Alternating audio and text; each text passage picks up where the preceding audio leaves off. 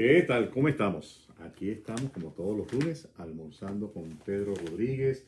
Hoy vamos a hablar de un tema interesante. Vamos a hablar de lo que fue la operación Peter Pan.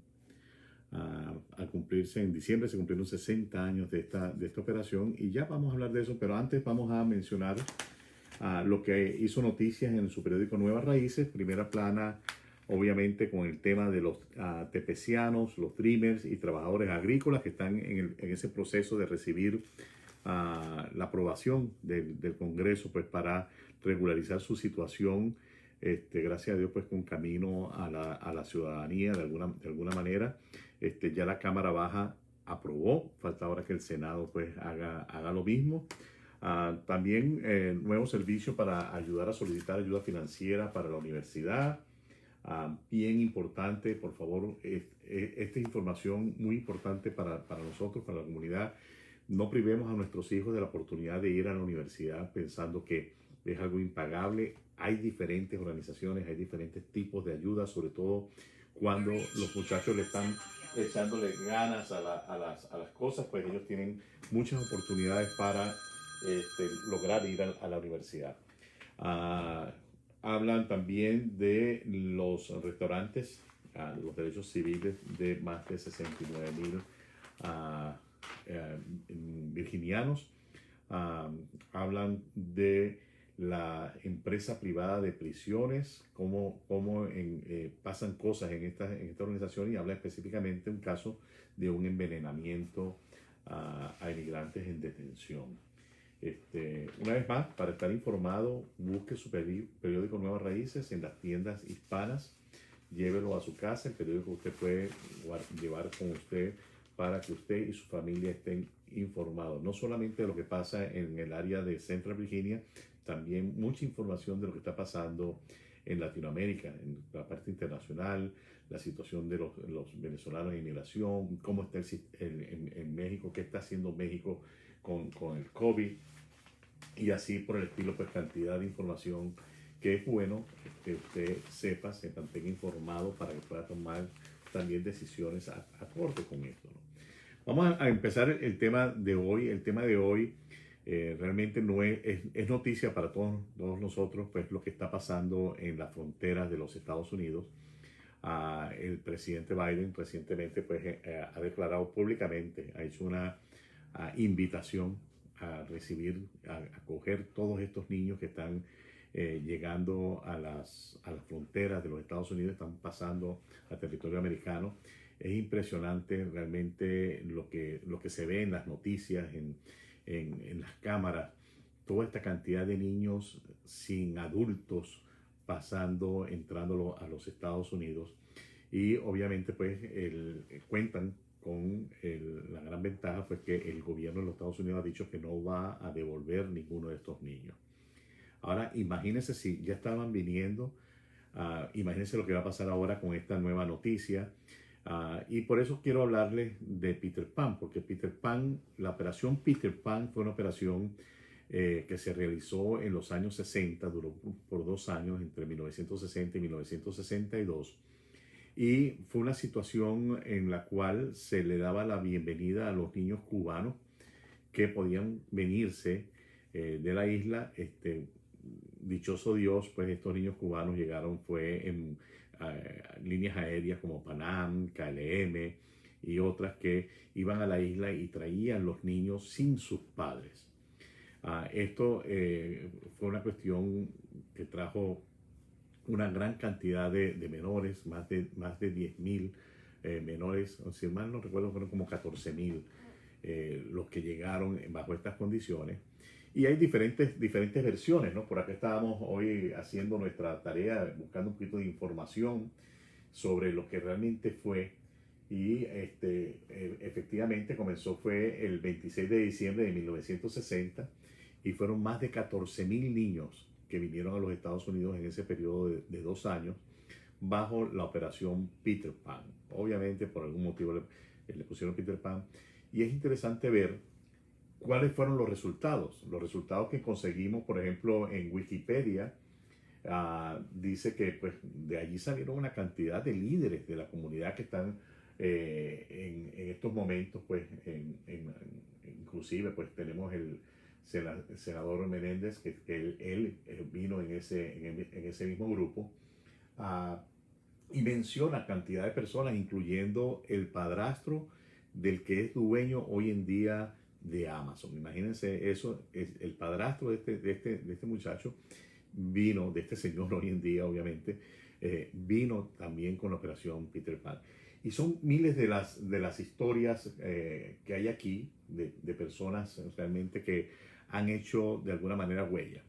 En resumen, ¿qué pasó con estos niños? Estos niños llegaron aquí sin sus padres, esperando que sus padres supuestamente venían detrás.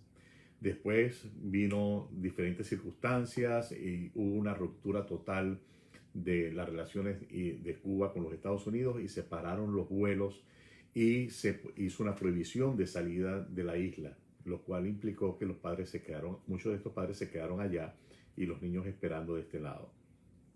¿Qué pasó con estos niños? A través de organizaciones caritativas, de la Iglesia Católica y diferentes organizaciones religiosas, estos niños fueron acogidos de alguna manera u otra. Algunos fueron conectados con familiares que ya estaban aquí viviendo en los Estados Unidos y se conectaron. Eso fue menos de la mitad de ellos, unos 6,000. Se dice que fueron entregados a familiares, mientras que los otros se mandaron a orfanatos, a diferentes instituciones para que tuvieran estos niños. Muchos de ellos se dice, porque obviamente hay información que vemos en una parte, pero también cuando buscamos hay información que dice que muchos de estos niños también se desaparecieron, que no se sabe cuál fue el destino de estos niños. Y ahí es donde realmente, y es por lo que quiero hablar de este tema, porque este es un tema bien delicado, y yo espero realmente que las organizaciones proinmigrantes, defensoras de los derechos de los inmigrantes, defensoras de los derechos del niño, realmente hagan una gran presión, porque es fácil decir, vénganse que no los vamos a devolver, pero después, ¿qué vamos a hacer con estos niños? Vamos a buscar familiares y se lo vamos a entregar a los familiares para de alguna manera limpiarnos la responsabilidad que tenemos de haber invitado a estos niños a venir a los Estados Unidos sin sus padres. Ponga cuidado, porque hay historias de historias. Y yo en lo personal sé específicamente de un caso que conocí a la persona muy de cerca, que él vino con esto, él vino en esa historia de los Peter Pan y fue entregado a una tía. Y esta tía, de alguna manera, lo puso a trabajar, lo abusó. En pocas palabras, para hacerlo, lo abusó de manera pues que lo explotó, lo mandó a trabajar. La madre, que había quedado rezagada, pues sin poderse venir en Cuba como podía, como fuera posible, le hacía llegar a su hermana aquí dinero para la mantención del niño, pero ese dinero no se utilizaba para la mantención del niño, sino que se utilizaba para los otros hijos, los otros muchachos de la casa, y este niño pues fue básicamente explotado por sus familiares. Entonces, realmente lo que quiero dejar como referencia es que el gobierno puede entregar los niños a los familiares, eso está bien, pero realmente tiene que haber organizaciones de trabajadores sociales que visiten esas casas para ver que esos niños están siendo tratados de la manera correcta, que no están siendo abusados de ninguna manera, llámese física, llámese de lo que queramos llamar en este momento, pero es bien importante asumir una responsabilidad frente a esos niños y hacia el futuro de esos niños. Porque realmente cuando decimos y abrimos las puertas y decimos que se vengan todo este poco de niños, ojo, estamos hablando de 14,000 niños que vinieron en Peter Pan, ya 14,000 los tenemos aquí en esta apertura de fronteras. Ahora, realmente es asumir una responsabilidad para el bienestar de esos niños, para saber que esos niños van a ser tratados realmente con respeto, con derechos humanos por delante y que van a tener las oportunidades que tuvieron estas personas, porque hay personas que tuvieron la oportunidad y las tomaron de educarse, de ser líderes. Algunos inclusive decidieron, bueno, ok, ya yo estoy aquí, yo desde aquí voy a luchar por mi país, y algunos crearon organizaciones o se involucraron en organizaciones para ir contra el régimen de Cuba, mientras que otros, por el contrario, dijeron, no, mira, yo estoy aquí accidentalmente y desde aquí voy a colaborar con el régimen de Cuba. Hay las dos versiones, mucha información realmente. Si usted pone en el internet Operación Peter Pan, van a ver muchas versiones, incluyendo las versiones obviamente que se emitieron desde la isla o que emiten las personas desde la isla. En aquel entonces se vio como que los Estados Unidos realmente salvó a estos niños, porque el gobierno cubano había decidido que la patria potestad de estos niños, la patria potestad realmente la custodia de estos niños o los derechos de estos niños iban a ser del Estado. O sea, los niños seguían con sus padres, pero el Estado era el papá que decía qué es lo que vamos a hacer con estos niños, qué tipo de educación le vamos a dar, que todo lo que fuera relacionado con los niños tenía que pasar por manos del Estado. Entonces esto fue un rescate para evitar que estos niños se desarrollaran dentro de un sistema como lo conocemos, pues el sistema comunista de la isla de Cuba. Ahora, una vez más, la única similitud que tenemos aquí con lo que está pasando ahora en nuestras fronteras es que hay la invitación, hay el visto bueno del gobierno para que esto pase, y por lo que vimos inclusive anoche en el noticiero, es impresionante la cantidad de gente que está haciendo negocios en estos momentos, los que llaman los coyotes, para pasar estos niños, tratando de pasar adultos. Lastimosamente, pues estos niños tienen que caminar mucho para llegar aquí a los Estados Unidos, pasar mucho trabajo en ese camino, pasar frío y quién sabe qué otras calamidades tengan que pasar para llegar aquí. Los niños de la Operación Peter Pan venían en avión. Y honestamente yo pienso que es una gran maldad y un gran daño emocional que se le hace a un niño al separarlo de sus padres. Al darle la oportunidad a esos niños de que lleguen aquí y que sus padres queden rezagados allá, y en muchos casos esos padres, esos niños jamás se van a volver a reencontrar. Ya sea porque los padres quizás puedan perder la vida en el intento de llegar, de pasar mojados o como lo queramos llamar, pasar ilegales para estar con sus hijos aquí en los Estados Unidos, o por cualquier otra circunstancia ellos no puedan realmente reunirse, o inclusive, por qué no decirlo, que los niños se pierdan aquí. Yo recuerdo cuando recién mudado aquí a los Estados Unidos, me tocaba ir al correo allá en Florida, y normalmente había una línea larga en el correo para mandar ciertas paquetería para la empresa que yo trabajaba. Había un televisor que pasaba los niños desaparecidos, los niños que estaban perdidos. Y era impresionante el tiempo que yo estuviese en esa línea, no me repetían una cara. O sea que eran una gran cantidad de niños en aquel entonces que estaban perdidos, desaparecidos. Oído, hay que buscar las maneras realmente de proteger a estos niños. Y una vez más, es un llamado para los líderes, para los que tengan el poder de realmente hacer algo para llamar la atención de las autoridades en cuanto a que la responsabilidad de estos niños que estamos invitando no termine en el momento que le firmemos un papel a un custodio, a un padre, un padre postizo, un forest parent que llaman, o una casa hogar. El gobierno debe tener y debe preparar a la gente, los trabajadores sociales, para que visiten y se aseguren que estos niños están siendo cuidados de la manera que tienen que ser cuidados.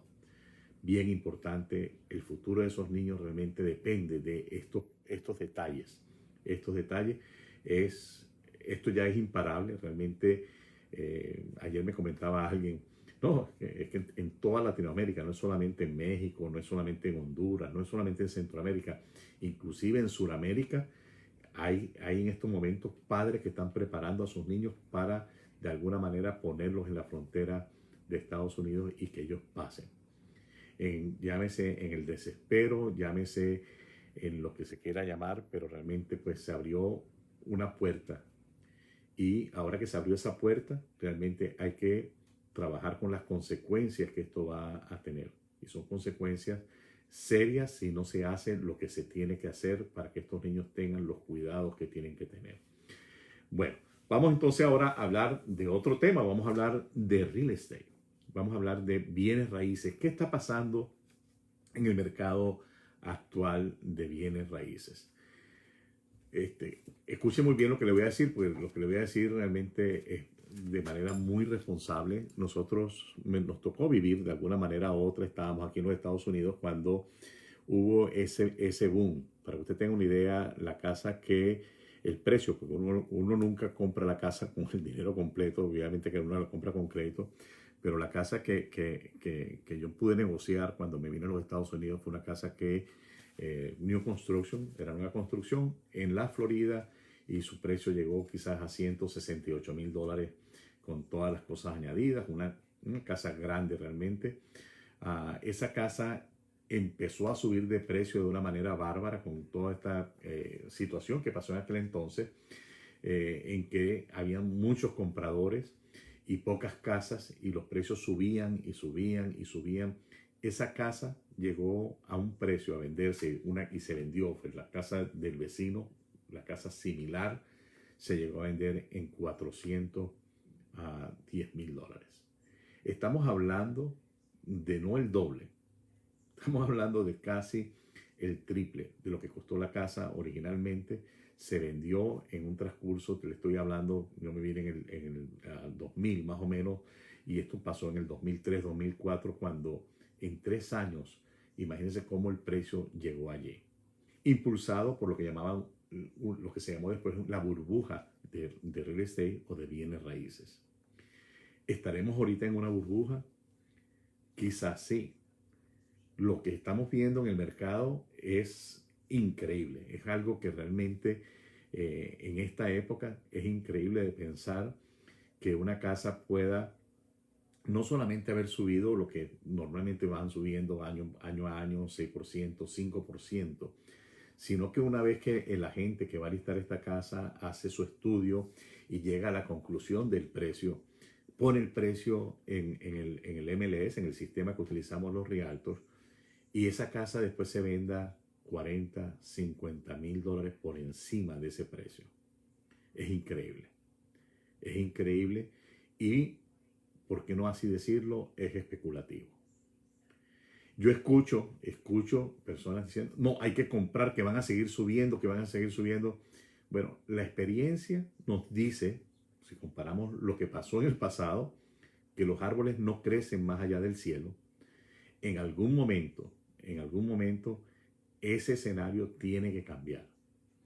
Y tiene que cambiar porque de la manera que yo lo veo y de la manera que es algo lógico, que cuando usted está pagando más del doble del costo de un producto, y estoy hablando más del doble del costo de producirlo, metiendo inclusive las ganancias del constructor, etcétera, etcétera, entonces estamos realmente en un mercado especulativo. Mi recomendación, una vez más, es, señores, tengan mucha precaución, mucha cautela. Las ofertas han llegado no solamente a que sean $40,000, $50,000 por encima del precio, sino que inclusive han habido ofertas que quitan la condición de hacer un avalúo de la propiedad. ¿Y cómo lo quitamos esa condición? Asumiendo la responsabilidad de que si yo estoy comprando con el banco manda a hacer un avalúo de la propiedad y la propiedad no vale lo suficiente para respaldar el préstamo que yo estoy tomando, entonces la persona tiene que sacar de su bolsa, de su bolsillo y poner la diferencia. Es grave, es grave. También estamos removiendo la condición de hacer una inspección de la casa. Sencillamente lo quitamos, ya la inspección no es importante. Y resulta que las personas después que se mudan a la casa, que están viviendo las casas, empiezan a ver que hay problemas y en algunos de estos casos hay problemas graves que cuestan $10,000, $12,000 reparar, problemas de fundación sobre todo que son sumamente costosos. Señores, hay que tener mucho cuidado porque ese pensar de que las cosas van a seguir subiendo y subiendo y subiendo y hay que comprar, yo no lo creo. Yo realmente no lo creo. No es una cosa que es sostenible. Imagínense que van a seguir subiendo y subiendo. ¿Hasta qué punto? ¿Hasta qué punto van a llegar? Y lo que es cierto, lo que sí es cierto, es que sabemos que hay muchas personas que lamentablemente no han podido hacer sus pagos, que han perdido sus trabajos y que esas casas quizás van a volver al mercado, a no ser que el gobierno salga con un plan de ayuda. Esas casas van a venir al mercado, llámese foreclosure, llámese pre-foreclosure o llámese oportunidades que van a tener estas personas de vender su casa antes de que se las quiten, porque esas casas obviamente en un mercado como se está manejando ahorita, no solamente van a permitir pagar la deuda, sino que le va a dejar un beneficio a los dueños. Una vez más, responsablemente le digo, señores, y vamos a estar claros, el trabajo de PI Real Estate, el trabajo de esta oficina, es basado 100% en trabajar con compradores. Nosotros nos hemos caracterizado por trabajar con compradores desde el principio, ayudarles a establecer crédito y ayudarles a comprar su casa. O sea, en pocas palabras, si nuestros compradores no compran, nosotros no tenemos ningún ingreso. Pero responsablemente tengo que decir que realmente hay que revisar, no hay que sencillamente salirse de la búsqueda, pero cada casa hay que revisarla. Hemos logrado en la oficina algunas transacciones, ninguna bajo esta locura de tirar estos precios arriba. En algunos casos hemos asistido a nuestros clientes que han estado poniendo ofertas altas y las hemos perdido. Bendito Dios sabrá por qué hace las cosas y realmente no se han dado esas ofertas. Pero una vez más, es un momento de mucha cautela, mucha revisión, ver opciones. ¿Qué opciones tenemos de repente de ir con construcción nueva? ¿Qué otras opciones podemos tener? Y definitivamente esperar no le va a hacer daño. Puede ser que usted espere y usted vea que los precios siguieron subiendo, a lo mejor un mes, 2 meses más, pero una vez más, los árboles no crecen más allá del cielo. En algún punto esto se va a revertir y ahí es donde yo le sugiero que usted más bien trabaje para estar listo. Otra cosa que escucho mucho es que no, que hay que comprar ahorita porque los intereses están bajos.